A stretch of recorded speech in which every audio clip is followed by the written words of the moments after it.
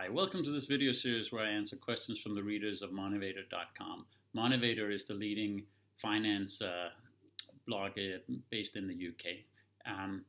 The question for this video pertains to a reader who has been wanting to invest in equity markets but been waiting for a dip to get in at a more favorable price. That dip has failed to materialize and he's wondering what he should do now. And the first thing I'd say is nobody knows what's going to happen in the market in the future, whether it's going to be dipping in the near term or even the long term. If you had that knowledge, it would be incredibly valuable, and I suggest you go get rich on the base of it.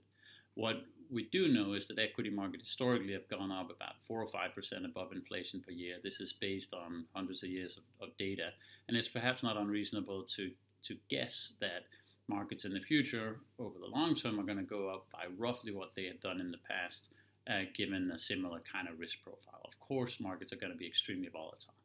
In the short term, however, nobody knows what's going to happen, and that's important.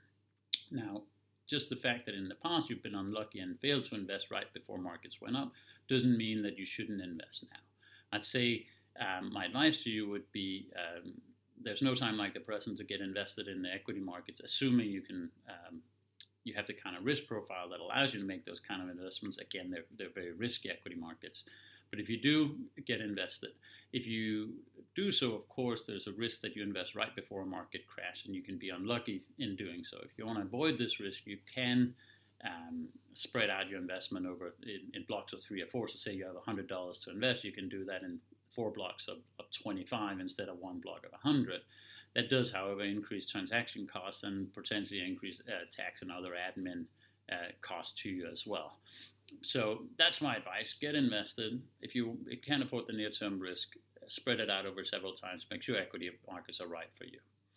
My name is Lars Kroijer. I'm a former hedge fund manager who's written a couple of books about finance, and I'm now doing these videos as a hobby. To say the premise of most of my work is that most people, virtually no one, has the ability to outperform the markets, and that it's important that people come to embrace and act on this premise. If they do, it's highly likely that their financial futures are going to be brighter as a result. I hope you found that interesting and that you appreciate the answer. There are other videos similar to this one that address other questions from readers that you can check out if you want to. But thanks a lot.